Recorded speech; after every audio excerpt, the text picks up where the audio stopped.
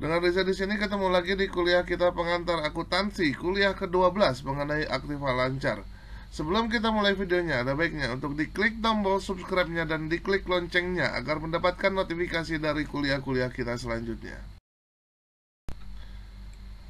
Aktiva adalah kepemilikan aset, harta, dan kekayaan yang menunjang kegiatan perusahaan dan dapat ditukar dalam bentuk uang tunai. Seluruh aset perusahaan merujuk pada sumber daya baik fisik maupun non-fisik yang didapat secara transaksional dan timbul dari aktivitas masa lalu. Selanjutnya, aktiva adalah komponen penting karena menunjang berjalannya kegiatan perusahaan. Tanpa adanya aktiva, perusahaan tidak akan bisa menjalankan roda bisnisnya sama sekali. Jadi sekecil apapun suatu barang, jika dibutuhkan dalam operasional usaha, maka namanya tetap aktiva. Sifat-sifat aktiva. Aktiva memiliki bentuk fisik dan non-fisik. Aktiva diperoleh dari kegiatan atau transaksi ekonomi di masa lalu. Aktiva dimiliki atau dikuasai suatu perusahaan atau badan. Aktiva juga mendatangkan manfaat di masa yang akan datang. Dan aktiva dapat dipinjamkan. Jenis-jenis aktiva. Yang pertama ada aktiva lancar, yaitu aktiva atau aset yang memiliki sifat mudah ditukar atau dicairkan melalui transaksi uang tunai. Yang kedua ada aktiva tetap dan tidak lancar berwujud. Aktiva tetap adalah aktiva yang sulit diubah bentuknya menjadi kas atau bentuk lainnya, atau disebut juga dengan aktiva tidak lancar. Selanjutnya aktiva tetap atau tidak lancar dan tidak berwujud. Aktiva tetap tidak berwujud umumnya disimpan dalam bentuk dokumen dan wajib diperbaharui beberapa tahun sekali, tapi sulit diubah menjadi kas. Selanjutnya ada investasi jangka panjang. Jenis aktiva adalah investasi jangka panjang berupa suntikan dana atau penanaman modal kepada perusahaan atau pihak lain dengan tujuan pemerolehan profit. Jenis-jenis aktiva lancar. Berikut ini merupakan yang termasuk aktiva lancar. Yang pertama adalah kas. Kas adalah contoh aktiva lancar yang disimpan dalam kas perusahaan, bank atau lembaga keuangan lainnya.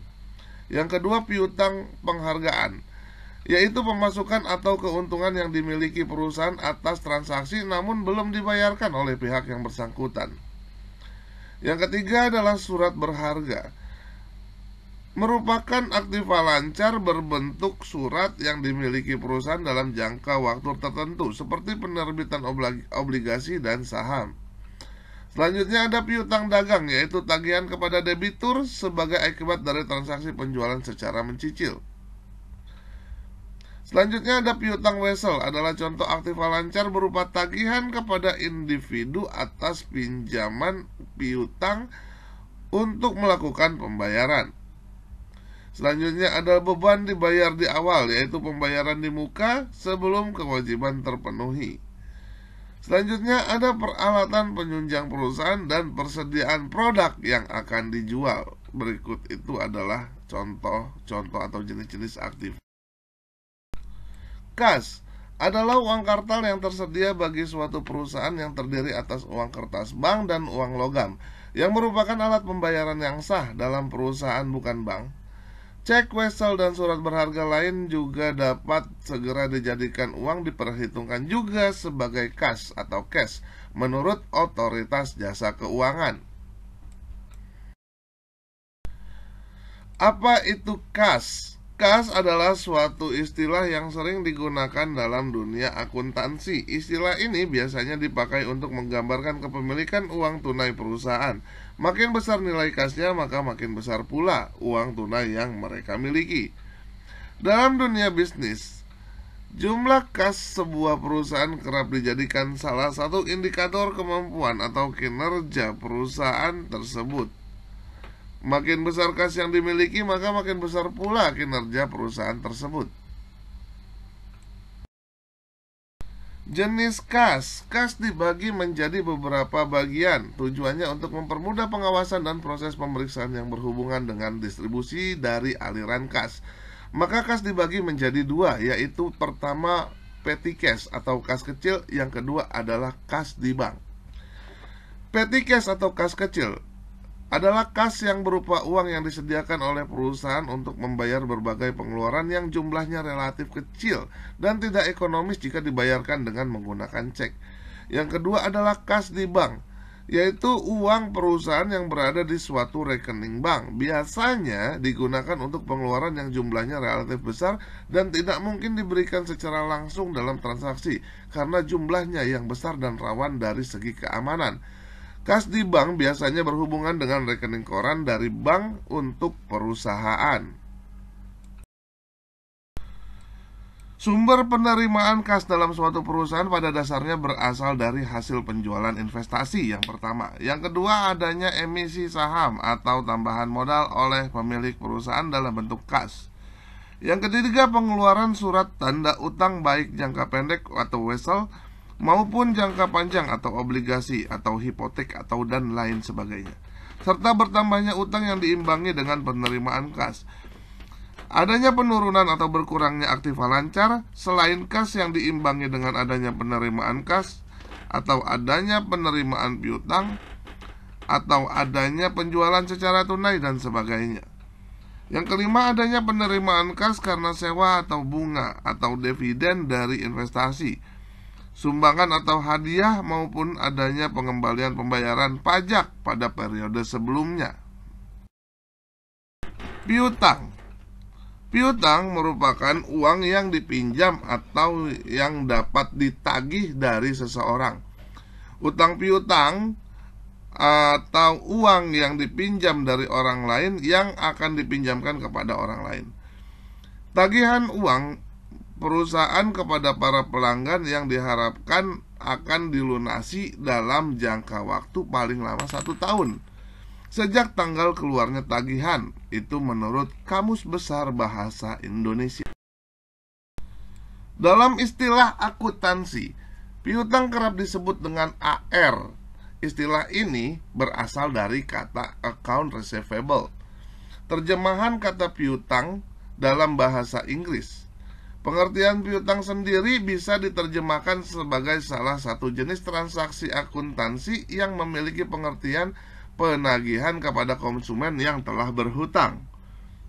Jadi bisa disimpulkan bahwa piutang adalah hak milik atau yang masih ada di tangan orang atau pihak lain, baik berupa uang atau penjualan yang belum dibayar lunas.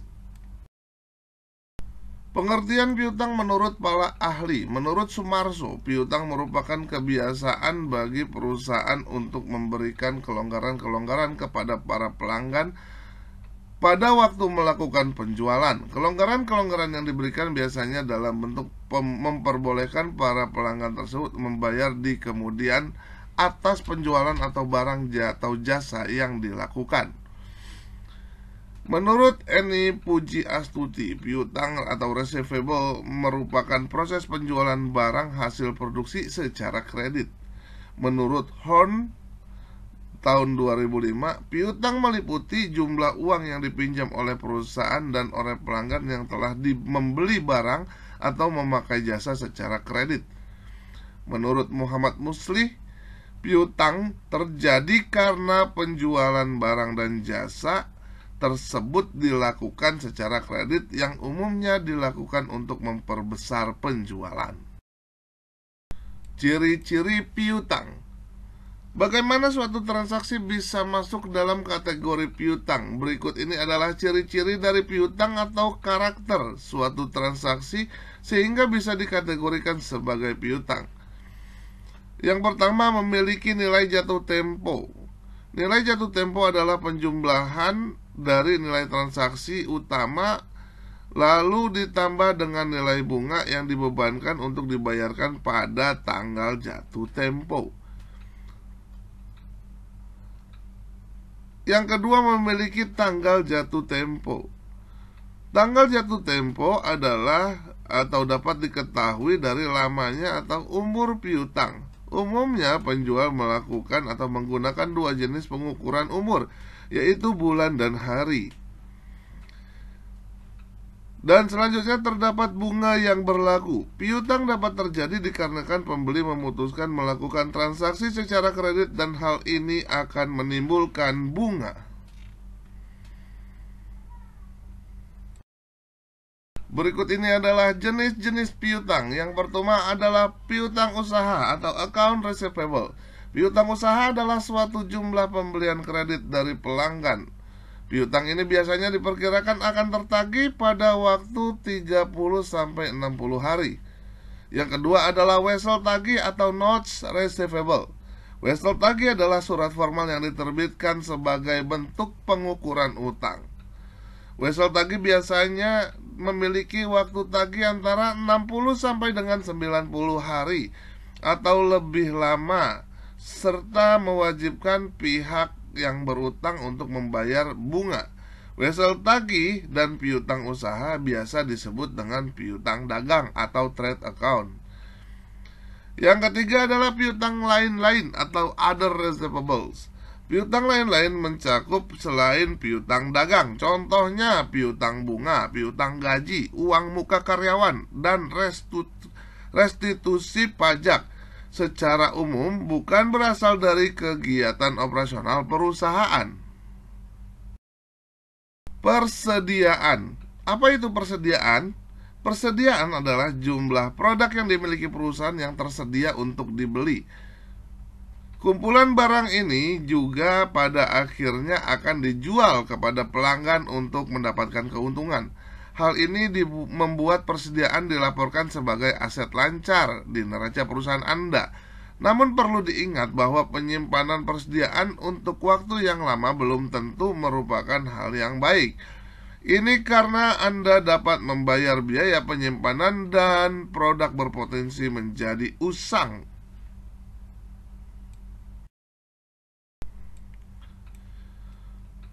Menurut PSAP 05, persediaan adalah aset lancar dalam bentuk barang atau perlengkapan yang dimaksudkan untuk mendukung kegiatan operasional pemerintah dan barang-barang yang dimaksudkan untuk dijual dan atau diserahkan dalam rangka pelayanan kepada masyarakat. Jenis persediaan. Di bawah ini adalah beberapa jenis persediaan yang perlu kita ketahui jika Anda adalah seorang pemilik bisnis. Berikut adalah beberapa jenis persediaan. Yang pertama adalah persediaan bahan baku. Yang kedua ada persediaan barang dalam proses. Dan yang ketiga adalah persediaan barang jadi. Bagaimana cara mengevaluasi persediaan? Yang pertama, untuk mengevaluasi persediaan Anda harus memahami bagaimana persediaan Anda dan harga pokok terkait. Yang kedua, sebagai permulaan, persediaan yang terjual dilaporkan di bawah harga pokok penjualan pada laporan laba rugi perusahaan. Dan yang terakhir, ketika biaya persediaan turun, harga pokok penjualan atau HPP akan menurun juga. Metode FIFO atau First In First Out. Metode FIFO menetapkan bahwa barang yang dibeli terlebih dahulu adalah barang yang pertama dijual, digunakan, ataupun dibuang. Konsep ini bermanfaat bagi bisnis karena semakin tua barangnya, semakin tinggi resikonya menjadi usang dan semakin lama perusahaan harus membayar biaya penyimpanannya. Dengan menjual barang-barang tertua terlebih dahulu, perusahaan lebih siap untuk menyimpan barang-barang baru.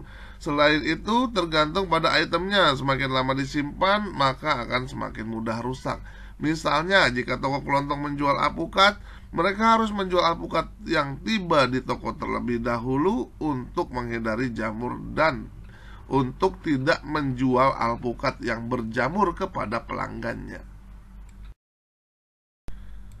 Secara keseluruhan, jika metode FIFO tidak digunakan, dapat mempengaruhi margin atau keuntungan perusahaan. Berikut ini adalah langkah-langkah untuk mengevaluasi persediaan dan harga pokok penjualan dengan menggunakan metode ini. Yang pertama, tentukan tanggal mulai dan berakhir. Tentukan berapa banyak persediaan yang Anda miliki pada tanggal mulai dan lagi pada tanggal akhir yang telah Anda pilih. Yang kedua, cari tahu biaya yang Anda bayarkan untuk barang-barang ini. Setelah Anda mengambil persediaan, lihat faktur Anda dan tentukan berapa banyak yang Anda bayarkan untuk barang-barang ini. Yang ketiga, hitung harga pokok produk. Tentukan harga pokok penjualan dengan mengurangkan jumlah yang terjual dan persediaan Anda.